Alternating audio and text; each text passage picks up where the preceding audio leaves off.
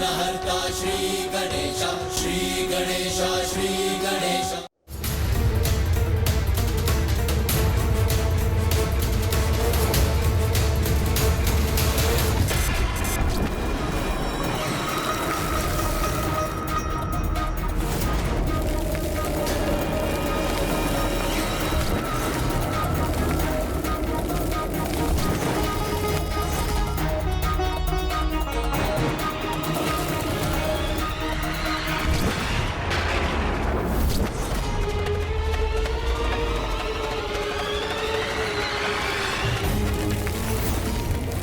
मुझे कामदेव की इस भस्म को ही नष्ट करना होगा।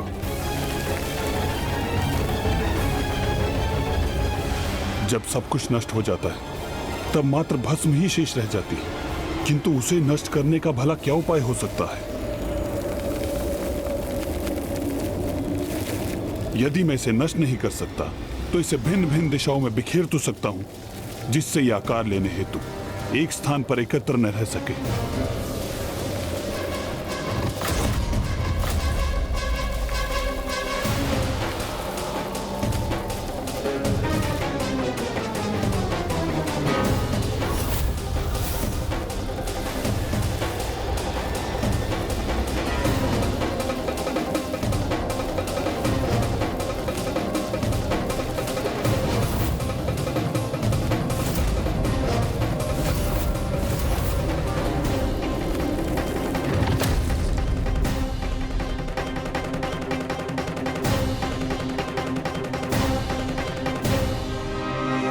इन्हीं भस्म से भंडासुर का जन्म होने वाला है और इस समय इसे रोकने के लिए मेरे पास मात्र एक ही उपाय है कि मैं इन भस्मों को यहाँ वहां बिखेर दूं, ताकि ये भस्म गणेश जी तक पहुंच ही ना सके।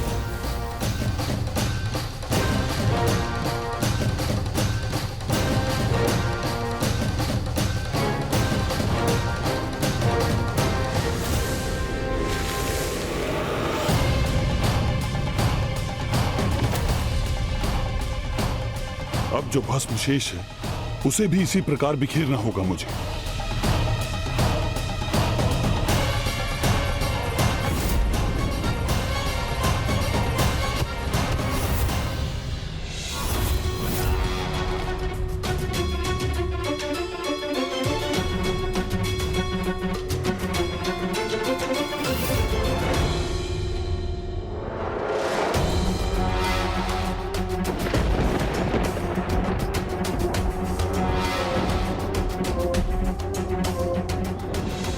शेष भस्म वो यहां से कहां चली गई? भला कहां अदृश्य हो सकती है?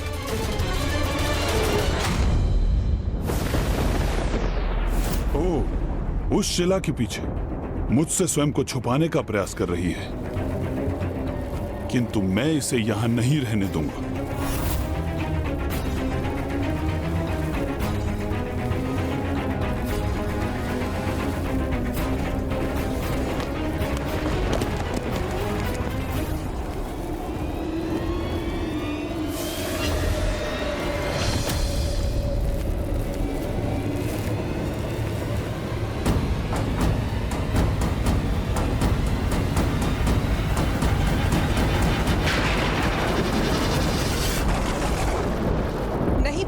ग्रीफ नहीं, पुत्र है ग्रीफ।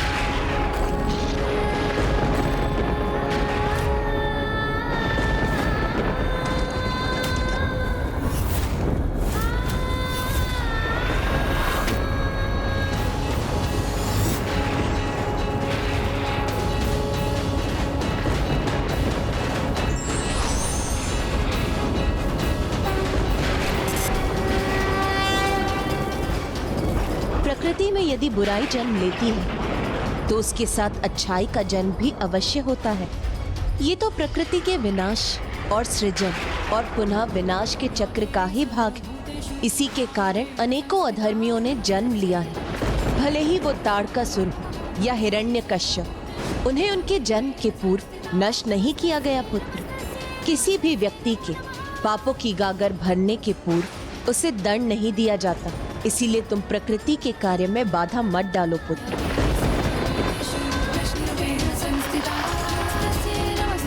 नमस्ते नमो नमः।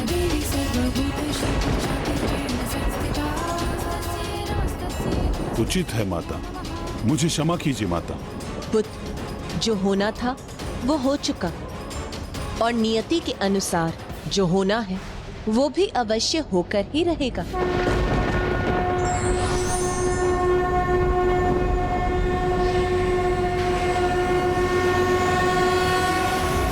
भव्य तो होगा ही। हाँ हाँ, कितना अद्भुत आयोजन है। हाँ भव्य तो होगा ही।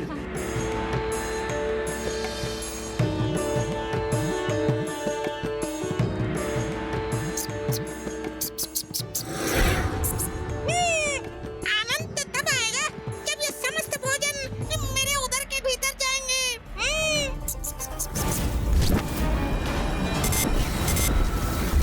मेरे मन में तो अभी तक वही प्रश्न उमड़ रहे हैं कि उन विचित्र घटनाओं के पीछे क्या कारण था। पिताश्री,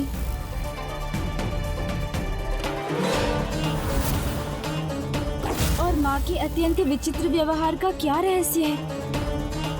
कब आरंभ होगी अभिषेक की ये विधि, जिस विधि के संपन्न होने पर ही मैं अपने प्रश्नों के उत्तर प्राप्त कर सकूंगा।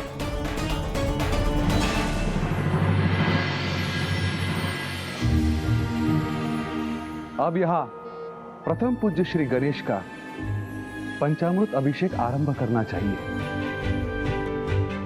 ये समस्त आयोजन प्रथम पूज्य श्री गणेश को बधाई और हमारी ओर से इनका आभार व्यक्त करने स्वरूप किया गया है, क्योंकि इन्होंने दशानन रावण द्वारा प्रभु महादेव के आत्मलिंग को लंका ले जाने से रोककर इस समस्त संसार पर आने वाले घोर अनिष्ट को सुरक्षित कर दिया है। ऐसा महान कार्य किया है इन्होंने। अभिषेक की ये सुंदर विधि तो गणेश जी के माता द्वारा ही आरंभ होनी चाहिए। पुत्री पार्वती,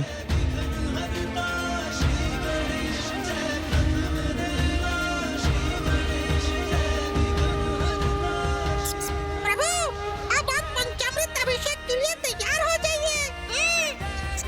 ये समय उचित है। अब मैं माँ से अपने प्रश्नों का उत्तर भी जान सकता हूँ। माँ, मुझे आपसे कुछ कहना है।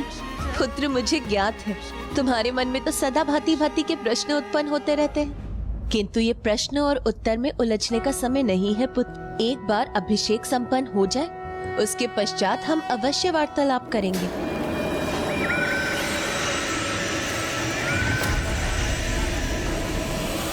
एकदन्तं महाकायं तप्तकाञ्चनं सन्निभं लम्बोदरं माँ ने तो मुझे मेरे प्रश्नों का उत्तर दिए बिना ही मुझे शांत कर दिया। स्वयं से कुछ पूछने ही नहीं दिया मुझे। नागयज्ञोपवीतिनं बालेन्दुकलिकामौलिं वन्देऽहं गणनायकम्। आइए देवी मैना, अपने सर्वाधिक प्रिय नाती का आप दही से अभिषेक कीजिए। महाकाय सूर्यकोटि समप्रभ निर्विघ्नं कुरु मे देव सर्वकार्येषु सर्वदा।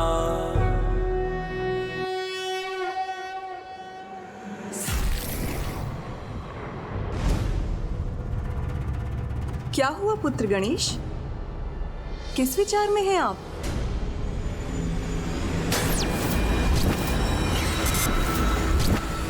मैंने उन तीनों को राजभवन के निकट ही देखा था, तो नानी माँ को अवश्य उन तीनों के बारे में ज्ञात होगा। तो क्यों ना मैं इन्हीं से पूछ कर देख लूं।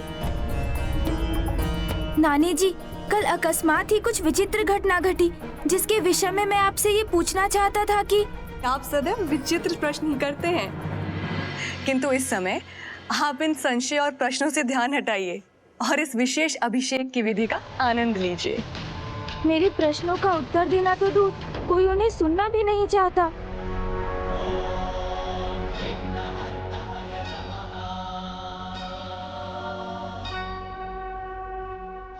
प्रभु, अब आप गणेश का घी से अभिषेक कीजिए। नहीं महाराज ही मोहन, आप उसके नाना जी हैं, इसलिए मुझसे पूर्व तो आपके द्वारा ही उसका अभिषेक सर्वथा उचित है।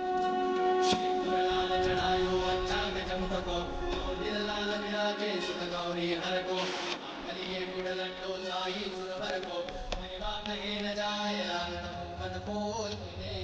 पुत्र गणेश, इस विशेष अवसर पर आप अपने नाना जी से क्या विशेष उपहार प्राप्त करना चाहते हैं?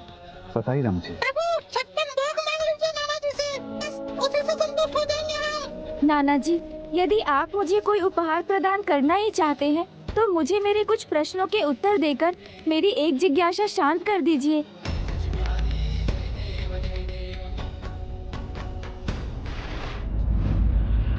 आप अपने समस्त प्रश्नों का उत्तर ढूंढने में स्वयं सक्षम है।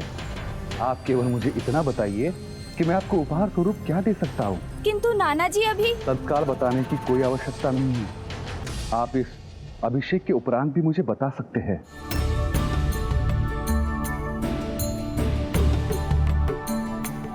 लीजिए प्रभु, अब आप मधु से पुत्र गणेश का अभिषेक कीजिए। अब ये उचित अवसर है। मैं पिताश्री से ही अपने प्रश्नों का उत्तर ज्ञात करूंगा।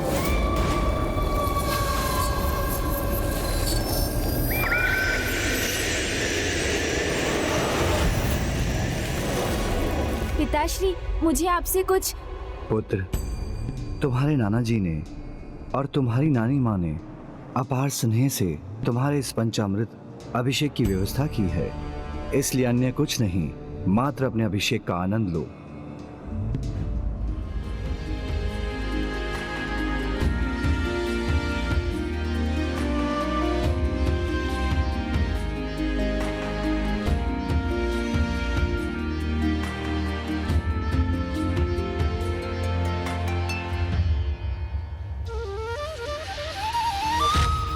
अब इक्षु रस से प्रथम पूज्य गणेश जी का अभिषेक करने का अवसर किसे प्राप्त होना चाहिए? मुझे नाना जी।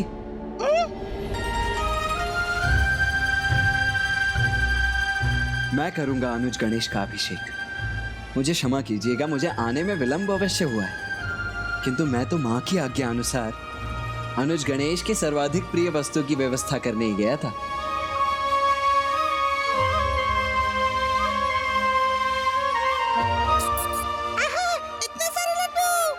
लड्डू नहीं, आज तो मुझे उत्तर चाहिए जो मुझे कोई भी नहीं दे रहा है।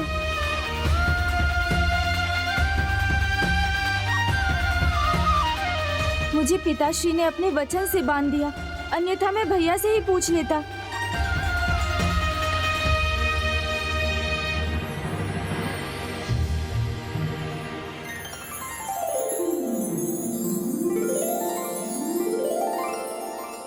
अब हमें अभिषेक की शेष विधि संपन्न करनी चाहिए।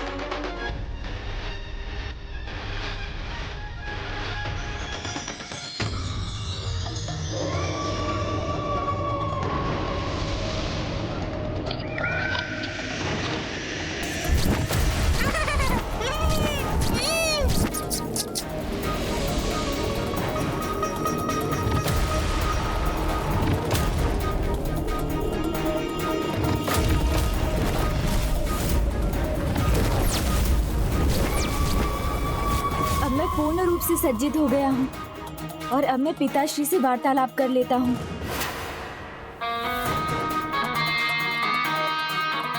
मेरे अभिषेक की संपूर्ण विधि संपन्न हुई और अब मैं किसी से भी अपने प्रश्नों के उत्तर ज्ञात करने के लिए पूर्ण रूप से मुक्त हो गया हूँ। पिताश्री। पार्वती। हाँ प्रभु। अब मेरे ध्यान समाधि का समय हो गया है। मैं प्रस्थान करता हूँ।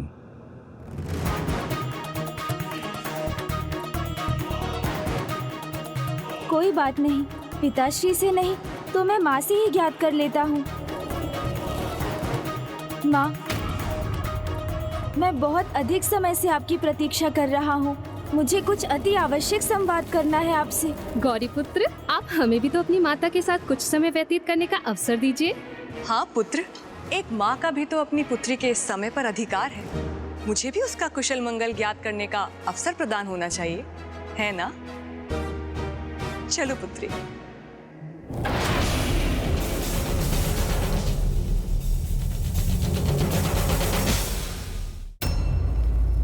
नाना जी अभी यहाँ अकेले हैं। उन्हें तो उन दृश्यों का रहस्य अवश्य ज्ञात होगा। इसके पूर्व की कोई अन्य उनके निकट पहुँचे, मैं उनसे ही ज्ञात कर लेता हूँ।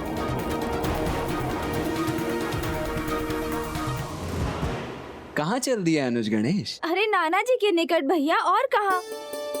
भूल गए अनुज गणेश। मैंने पूर्व में ही कह दिया था कि इस बार नाना जी और नानी जी का संपूर्ण स्नेह और समय केवल तुम पर ही केंद्रित नहीं रहेगा। नाना जी, वो कल रात्रि में हमारी वो वाली चर्चा अधूरी रह गई थी ना? मेरे विचार से हमें उसे अब संपन्न कर लेना चाहिए। आइए चलिए। भैया,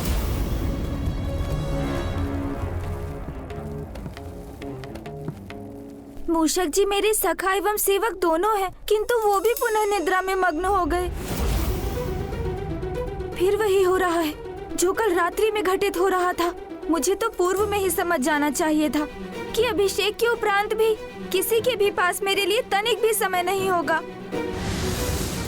माँ से वार्तालाप करने के लिए नानी जी हैं, पिताश्री एवं भैया से वार्तालाप करने के लिए नाना जी हैं, किंतु मेरे मन की बात समझने वाला कोई नहीं है। कोई मेरा मित्र भी तो नहीं है जिससे मैं अपने हृदय की बात कह सकता। कितना अच्छा होता जो मेरा भी कोई मित्र होता जिससे मैं अपने प्रश्न पूछ सकता। कितना एकाकी हूँ मैं। अब तो किसी आत्मीय मित्र की आवश्यकता का और भी आभास हो रहा है मुझे। कोई तो ऐसा मित्र होता मेरा जो मुझे समय देता, मेरी समस्या सुनकर उनका समाधान सुझाता। मित्र?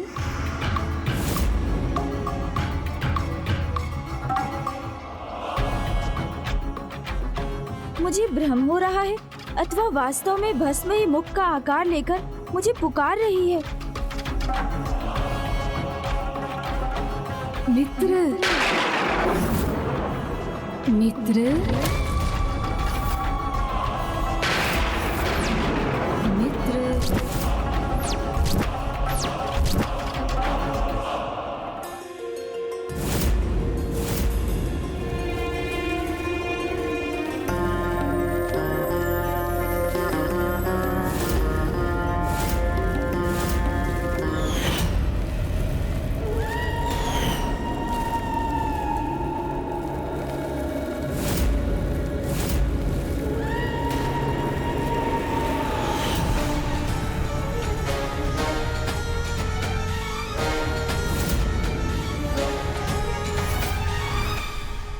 ये विचित्र भस्म अब किस दिशा में गतिशील है और क्यों?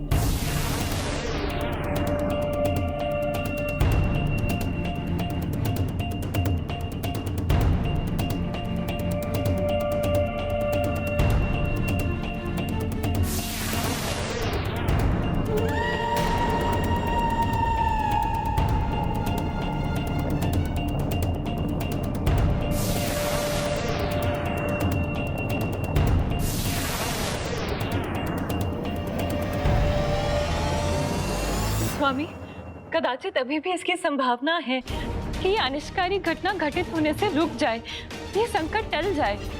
नहीं देवी, नियति ने जो निर्धारित किया है वो अपने उचित समय पर ही होगा। और अब गणेश से वो होने जा रहा है जिसके लिए वो स्वयं को कभी क्षमा नहीं कर पाएगा।